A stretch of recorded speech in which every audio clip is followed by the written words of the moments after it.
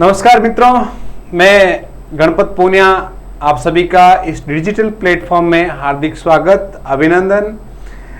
दोस्तों, रीट की जो आंसर की आपके सामने आ गई है, प्रश्न पत्र पहले से अपलोड साइट पे हो चुके हैं, आपने डाउनलोड कर लिए होंगे।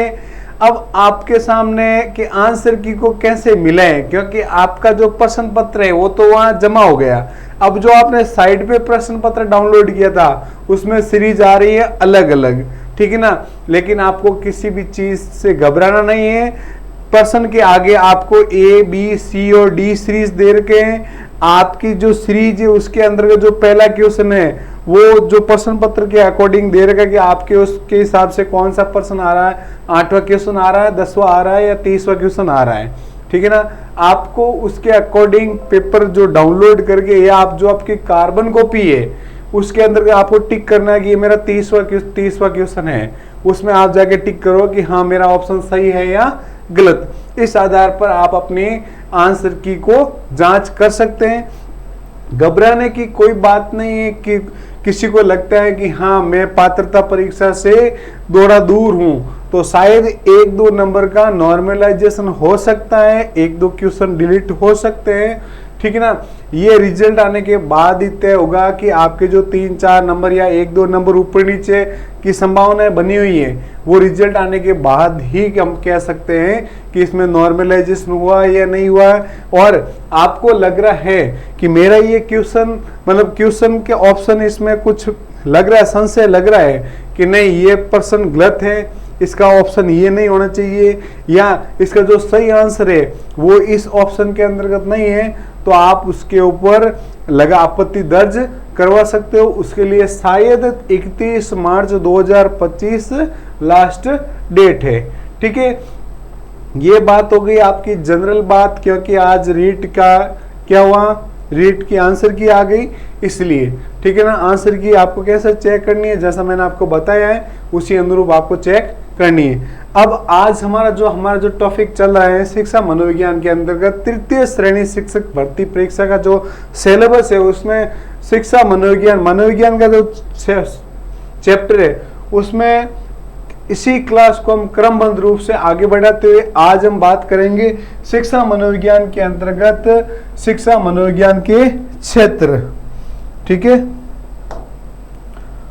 पेन आज ये लेते हैं, ठीक है। इसको आप पेन की साइज यहाँ बढ़ा देते हैं, ठीक है। हाँ अब मजा आ रहा है।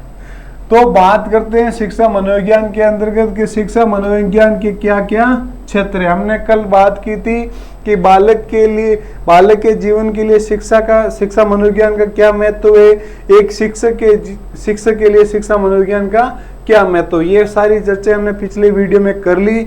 आज आप इस चैनल पे नए हो तो आप वो पिछला वीडियो पहले देखें, उसके बाद ये देखेंगे, तभी आपको सारी चीजें क्रमबद्ध रूप से समझ में आएगी। तो शुरू करते हैं। शिक्षा मनोविज्ञान के क्षेत्र कौन कौन से हैं कि शिक्षा मनोविज्ञान के क्षेत्र के संबंध में एक मनोवैज्ञानिक है स्किनर।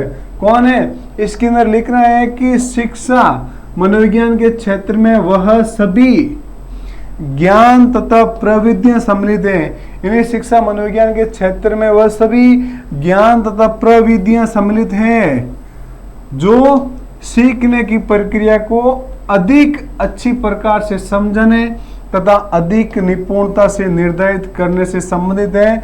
आधुनिक शिक्षा मनोविज्ञानों के अनुसार शिक्षा मनोविज्ञान के प्रमुख क्षेत्र निम्नलिखित है।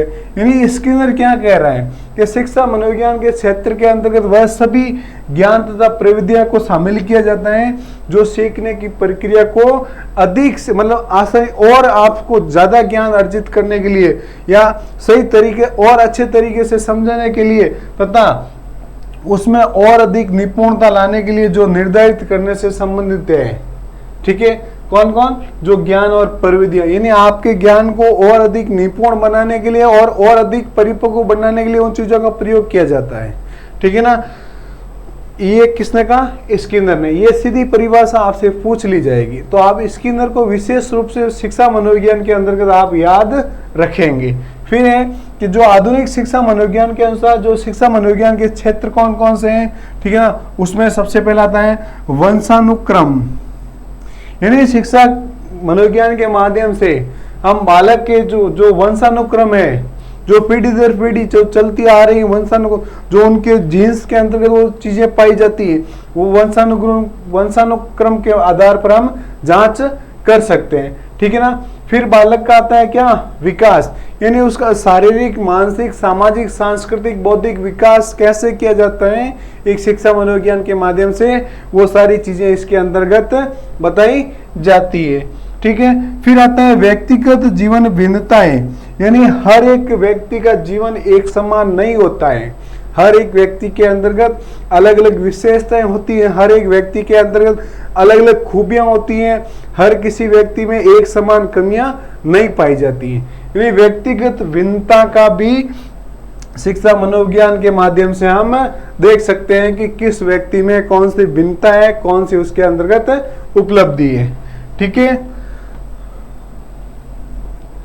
यहाँ तक आपको सारी चीज, जहां आपको समझ में नहीं आ रहा है आप मुझे कमेंट बॉक्स में कमेंट करके बता सकते हो कि सर ये चीज हमें समझ में नहीं आई है, मैं दूसरे अगली वीडियो में आपको वो सारी चीजें आसानी से समझाने का प्रयास करता रहूंगा, ठीक है।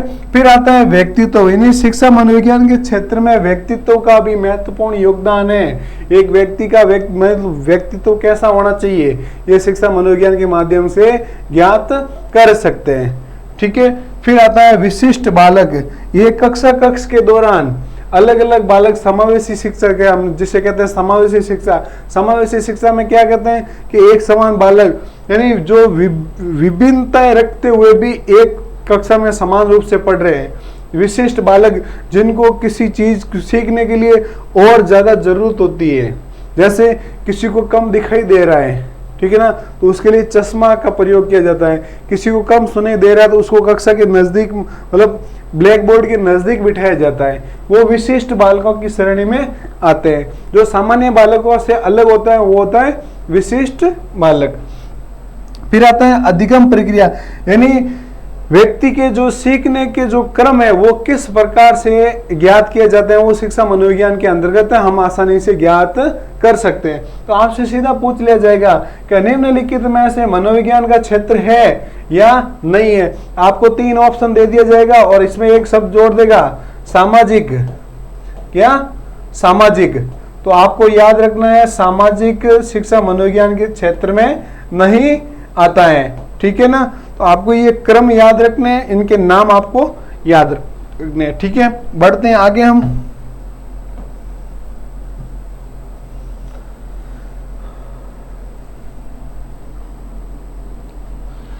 फिर हमारा जो नेक्स्ट क्रम है पाठ्यक्रम निर्माण, यानी शिक्षा मनोविज्ञान के क्षेत्रों के माध्यम से हम पाठ्यक्रम का निर्माण कर सकते हैं। एक बालक की इच्छा के अनुरूप, उनकी रुचि, उनके अनुरूप हम इस तरह से पाठ्यक्रम का निर्माण कर सकते हैं जिसके माध्यम से बच्चे उस पाठ्यक्रम में मतलब 100% बच्चों का और शिक्षक का एक योगदान रहता है। ऐसा नहीं हो कि शिक्षक ने वो पाठ्यक्रम, जैसा पाठ्यक्रम तैयार किया है वो उसने कंप्लीट पढ़ा दिया है लेकिन बच्चों को समझ में नहीं आया।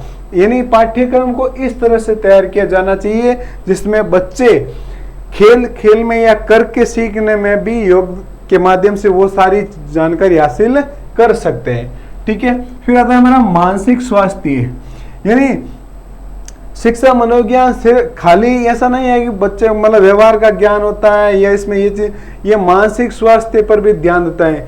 मतलब बच्चों के मन के, कभी कभी ऐसा होता ना, एक अध्यापक का रवैया किसी बच्चे के प्रति थोड़ा नकारात्मक होता है तो बच्चे के मन में कुंठा पैदा हो जाती है उस शिक्षक के प्रति कि नहीं, ये उस शिक्षक को देखते ही बच्चा ये तो अपना रास्ता चेंज कर लेता है या उससे बात करना पसंद नहीं करता है, ठीक है ना।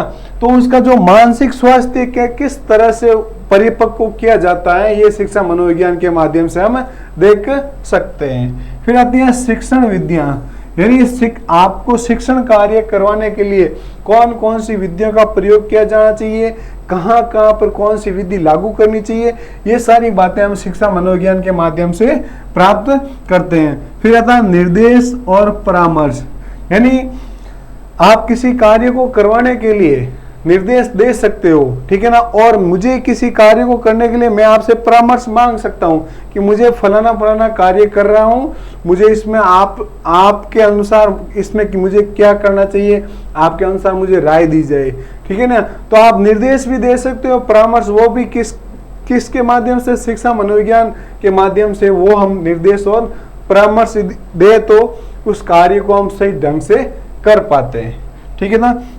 इसमें मापन और मूल्यांकन का भी दे रखा है कि आप शिक्षा मनोविज्ञान के माध्यम से एक बच्चे का मापन भी कर सकते हो और उसका मूल्यांकन भी कर सकते हो कि वो किस विषय में मतलब तेजी से विकास कर रहे हैं और कौन से सब्जेक्ट के अंतर्गत वो कम विकास कर रहा है, यानी आगे बढ़ रहा है, ठीक है। फिर है समूह गतिशीलता।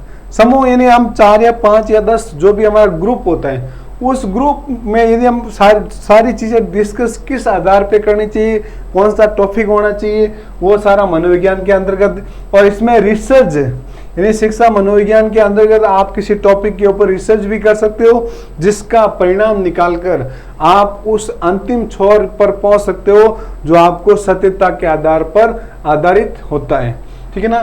तो इस प्रकार से ये है शिक्षा मनोविज्ञान के क्षेत्र।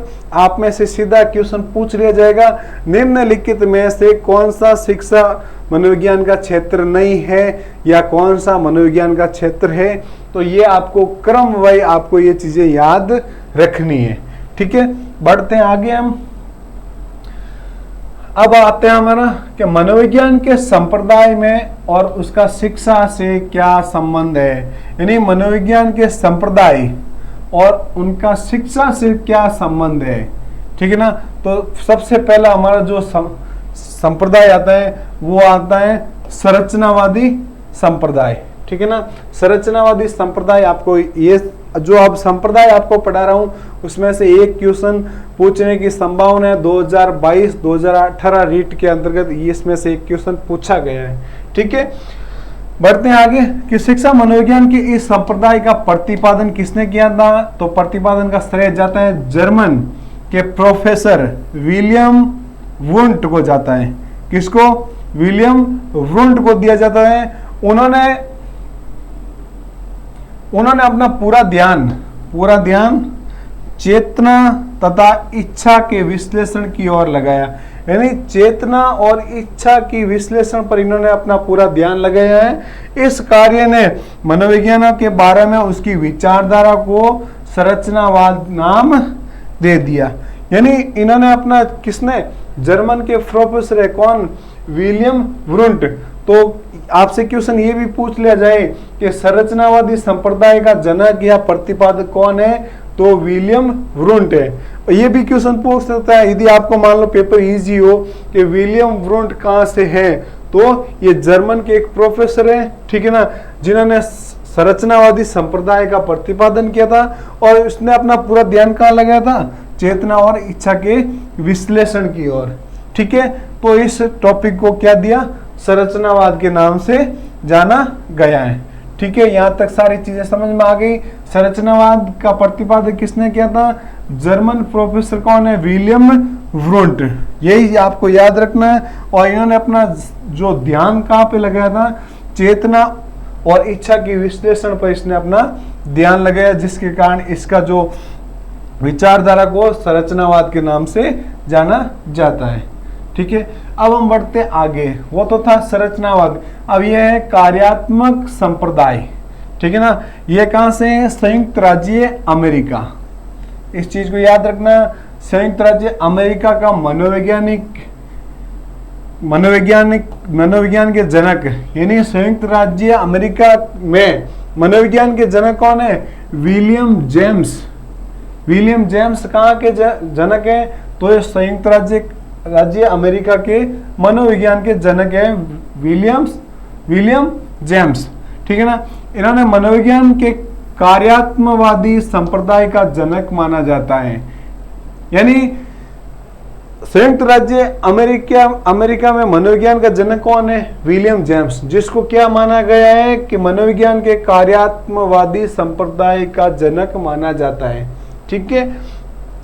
संरचनावादी विचारधारा का प्रमुख पर्सन था, यानी जो हमने पहला पढ़ा था संरचनावादी, उनका प्रश्न था कि मस्तिष्क की संरचना क्या है।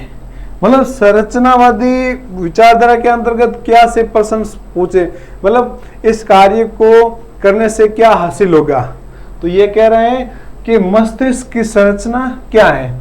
ये मत इसके बारे में कुछ नहीं दर्शाता, यानी ये कार्यात्मक में कुछ नहीं दर्शाता, बल्कि विलियम्स जेम्स ने अपने कार्यात्मवाद के सिद्धांत द्वारा व्यवहार और मानसिक जीवन के सिद्धांत को प्रतिपादित किया है।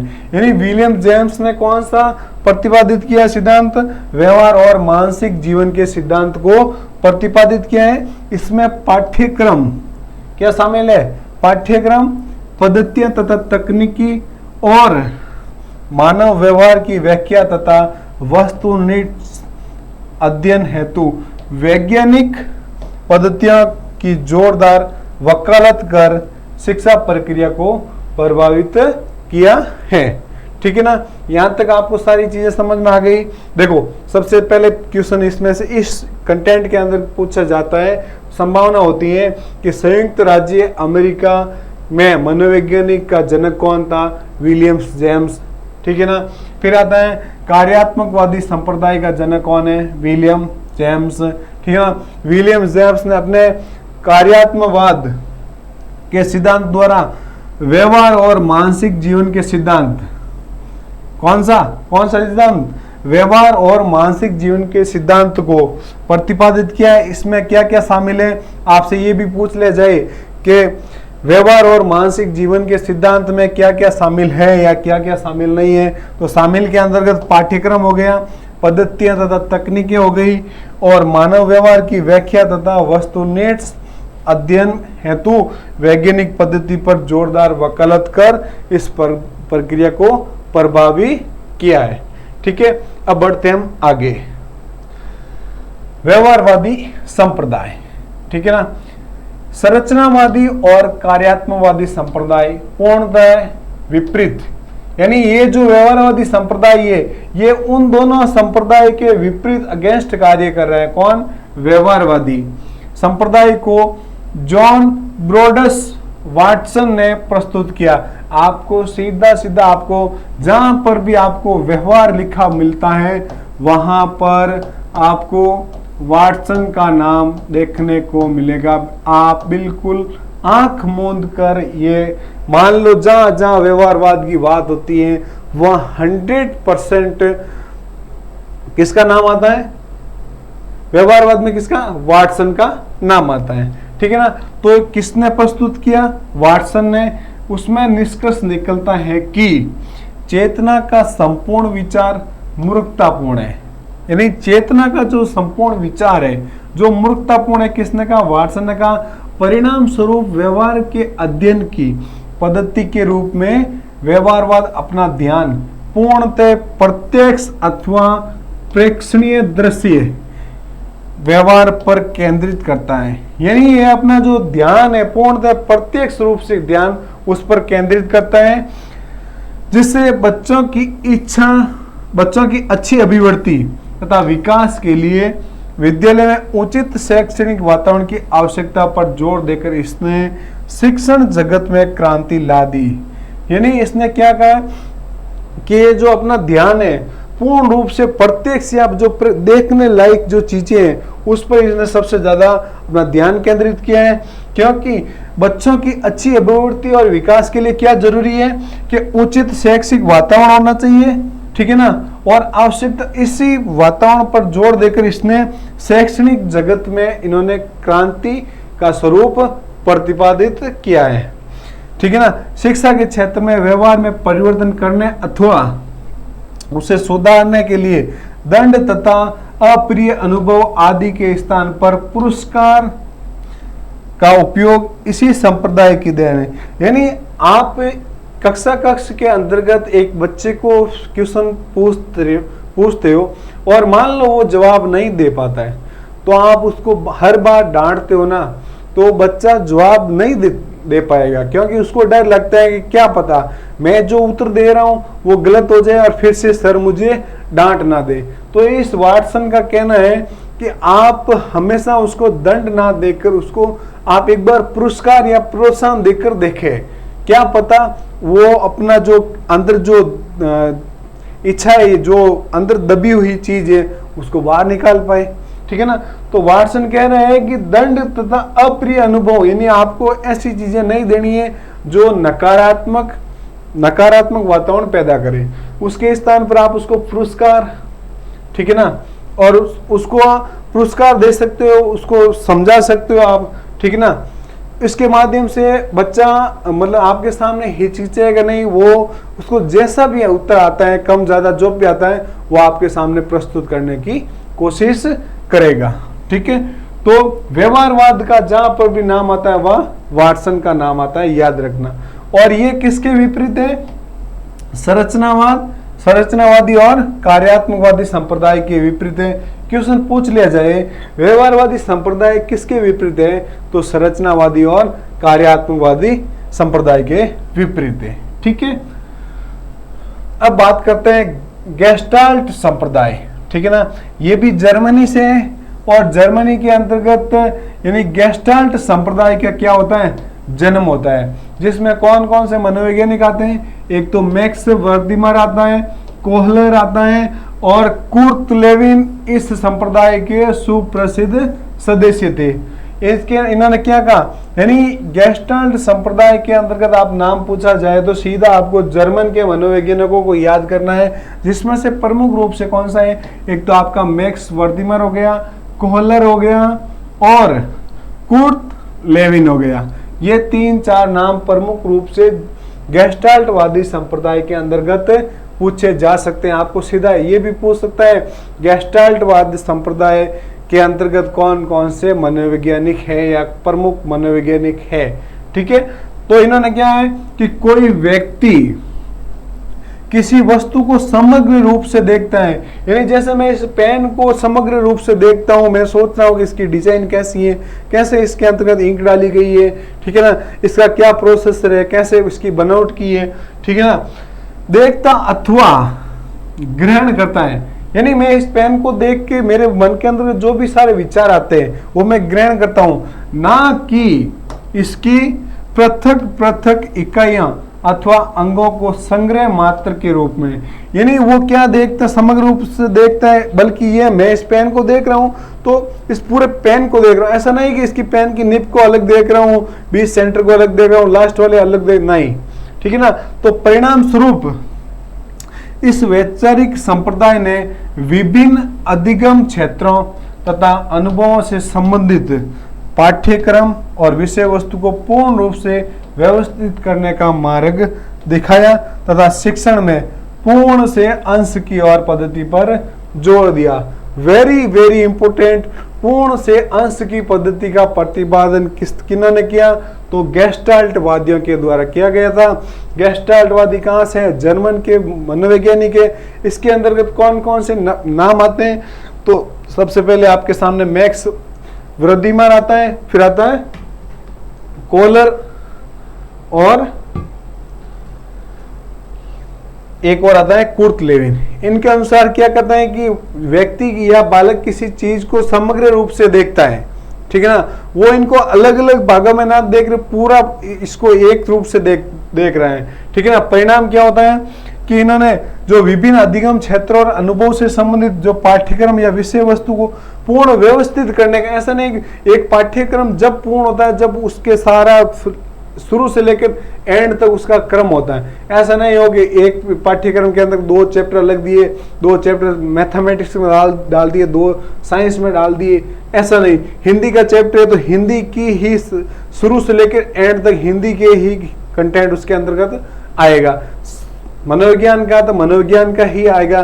मनोविज्ञान के विषय के अंतर्गत आप गणित को नहीं जोड़ सकते हो, आप हिंदी को नहीं जोड़ सकते हो, ठीक है ना।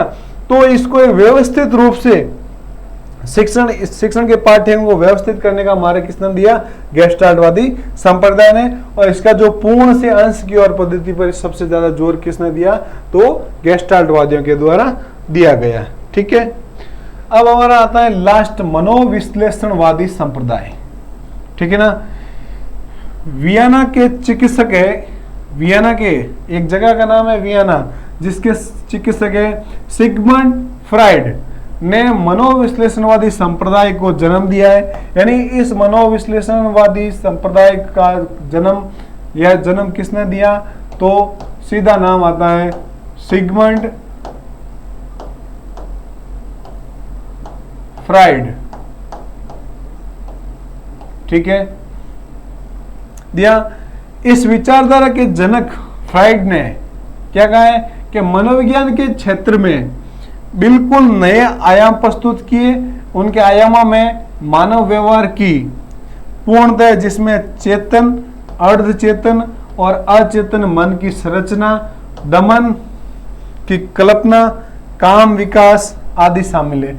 यानी फ्राइड ने जो मनोविज्ञान के क्षेत्र में बिल्कुल ही नए आयाम प्रस्तुत किए गए, जो मानव व्यवहार के अंतर्गत जो चेतन, अर्धचेतन और अचेतन मन की जो संरचना है उसको इन्होंने प्रतिपादित किया। उसको किस चीज से, किस प्रकार उनका दमन किया जा सकता है तथा उनकी हम किस प्रकार से कल्पना कर सकते हैं, और काम